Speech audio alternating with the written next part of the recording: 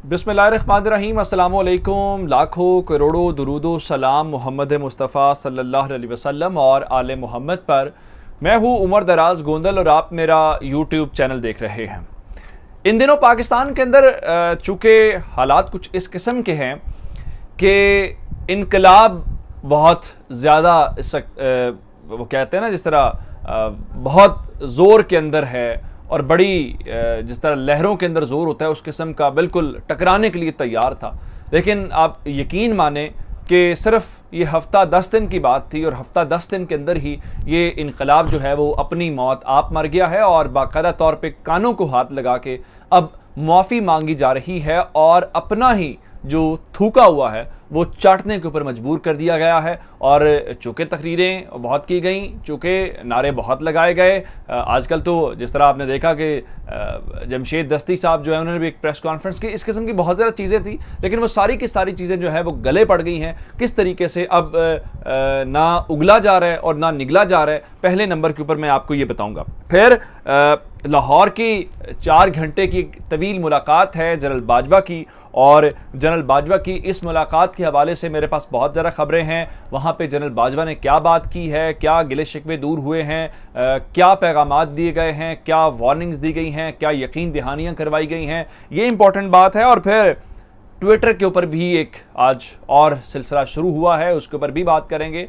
और चूँकि आज ही इमरान खान ने अपने जो लोग हैं उनको शाबाश दी है, तो क्या ये उसका कोई नतीजा है या कोई और ताकत जो है इस वक्त सरगर्म अमल है। और एक बात जाते जाते ज़रूर आपको बताऊंगा, वो मौलाना तारिक जमील साहब की है। मौलाना तारिक जमील साहब ने कप्तान को एक बार फिर कहा है कि उनको क्रेडिट मिलना चाहिए, उनका क्रेडिट अब कोई और नहीं ले सकता। जिससे लगता है कि कम अज़ कम तारिक जमील साहब तो इस कड़े वक्त के अंदर इमरान खान के साथ डट के खड़े हैं, जो कि एक बहुत अच्छी बात है। ये डिटेल्स आपके सामने रखूंगा, लेकिन अगर आपने अभी तक चैनल सब्सक्राइब नहीं किया और आप चाहते हैं कि आपको मुस्तनद और बर वक्त खबरें मिलती रहें, तो हमारा चैनल सब्सक्राइब कर लीजिए, बेल आइकन के ऊपर क्लिक कर लीजिए, ताकि हमारी आइंदा आने वाली वीडियोस बर वक्त आप तक पहुंच रहे। जिस तरह मैंने आपको कहा कि इनकलाब अपने अंजाम को जो है वो पहुंच गया है और अब तो सिर्फ माफ़ी तलाफ़ी की जा रही है और कानों को बाकायदा हाथ लगाया गया है। असल में होता ही इतना है कि जब आप इनकलाब लेके आते हैं तो इनकलाब जो होता है वो उसूलों के ऊपर मबनी होता है,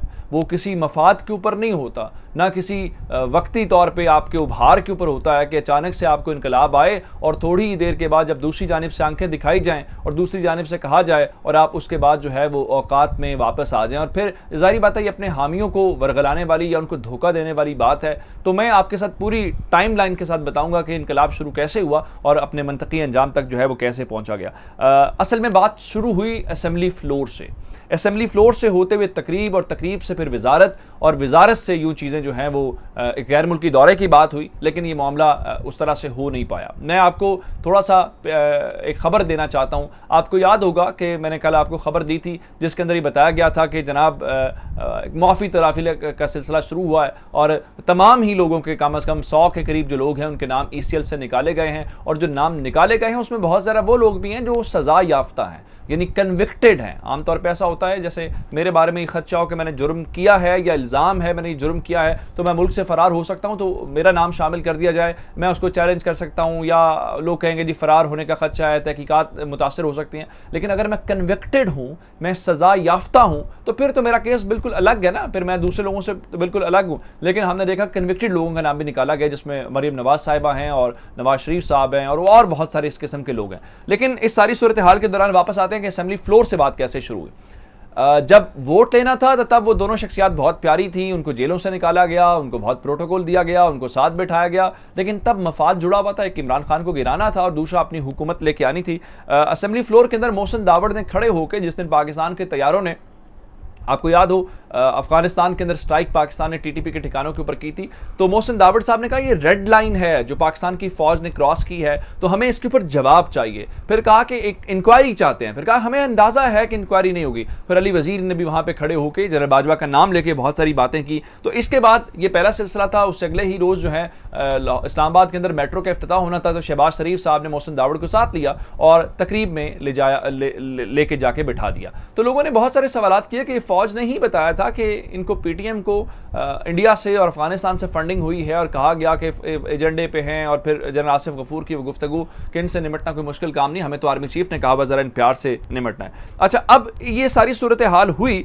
उसके बाद हमने ये सुना कि जनाब मोहसिन दावड़ का नाम जो है वो विफाकी काबीना के अंदर शामिल किया जा रहा है, और बिलावल भुट्टो ने ये स्टांस ले लिया है कि जब तक मोहसिन दावड़ का नाम शामिल नहीं होगा तो काबीना के अंदर तो मैं भी हल्फ नहीं लूँगा। लेकिन उसके बाद बात वो भी दब गई। अब एक असल बात जो आई है मैं आपके सामने रखना चाहता हूँ। आपको याद है कि मैंने आपको खबर दी आज के जो वज़ीर आज़म शहबाज शरीफ साहब हैं वो सऊदी अरब जाना चाहते हैं 27 तारीख को, और 27 तारीख को जब वो जाएंगे तो उनके साथ एक इत्तेहादियों का वफ्द भी जाना है, जिसमें मौलाना फजलुर रहमान साहब की तो तस्दीक हो गई है, बाकी लोगों के मुतालिक भी एक लंबा चौड़ा वफ्द है, मैं आपको बता चुका हूँ। अब उसमें मोहसिन दावड़ का नाम भी शामिल है।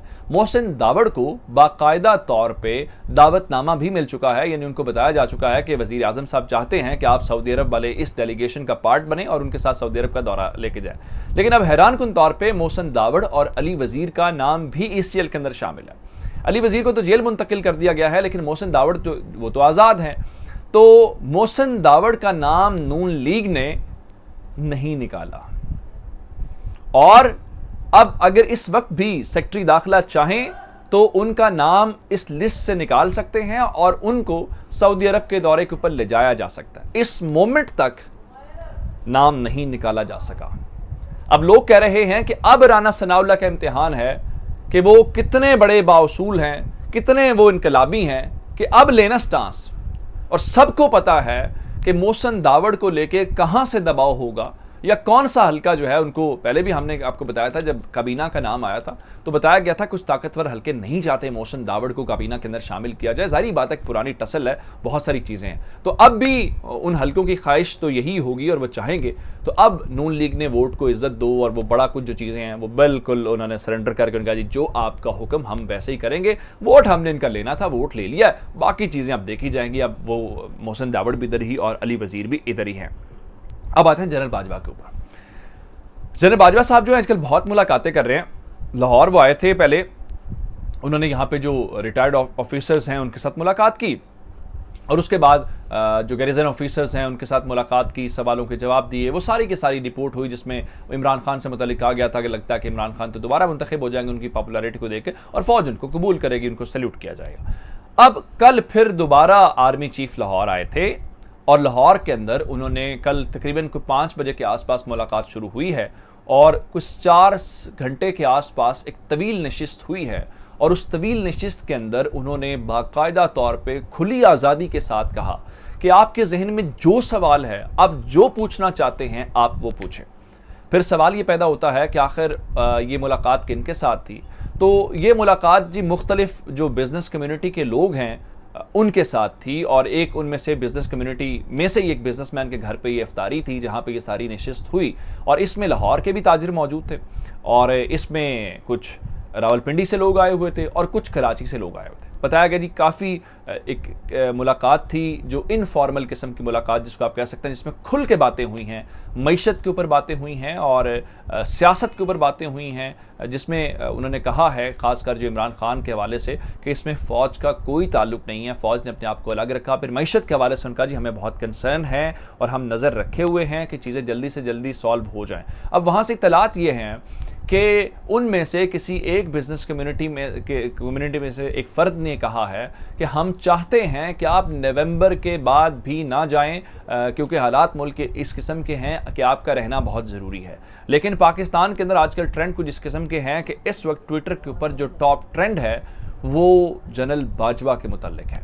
अब ये चीज़ें कौन चला रहा है, आया ये कोई सियासी जमात है या फिर कोई तीसरा फरीक है जो इस किस्म की हरकतें करके पाकिस्तान की सियासत और पाकिस्तान के इदारों के दरमियान एक कॉन्फ्लिक्ट पैदा करना चाहता है। जाहिर बात है ये कौम का तो इंटरेस्ट सर्व नहीं किया जा रहा ना, ये तो इदारों और अवाम को लड़ाने वाली बात है जो जाहिर बात है नुकसान मुल्क का होगा, और हमें अपने इदारों की रिस्पेक्ट भी करनी है, इदारों के साथ खड़े होना है। लेकिन ये चीज़ें बाजवा हैज़ टू गो, ये टॉप ट्रेंड इस वक्त है जो मैं बताना नहीं चाहता था, लेकिन पाकिस्तान के अंदर क्या करें ये चीज़ें। और पहले हमने कुछ और जनरल बाजवा के बारे में देखी और अब एक और ये ट्रेंड है, एक इस किस्म की मुहिम में हमें इस बारे में बहुत मोहतात रहना पड़ेगा। फिर आते हैं तारिक जमील साहब के हवाले से। तारिक जमील साहब आजकल इमरान खान की बहुत हिमायत कर रहे हैं, और जो तारिक जमील साहब ने कहा है जी, इस्लामोफोबिया को लेकर और तौहीन रसालत के मामले के ऊपर जिस तरह इमरान खान ने स्टैंड लिया है, ये क्रेडिट उनको जाना चाहिए और ये क्रेडिट उनसे कोई नहीं ले सकता। ये बड़ी मस्बत बात है कि सारे सिनेरियो में जब इमरान खान के हवाले से आवाएं सारी उनके मुखालिफ हैं, कम अज़ कम कोई तो है जो उनके हवाले से उनके हक में बात कर रहा है। हमारा चैनल ज़रूर सब्सक्राइब कीजिएगा। आपकी इस बातों का बहुत शुक्रिया। खुदा हाफ़िज़।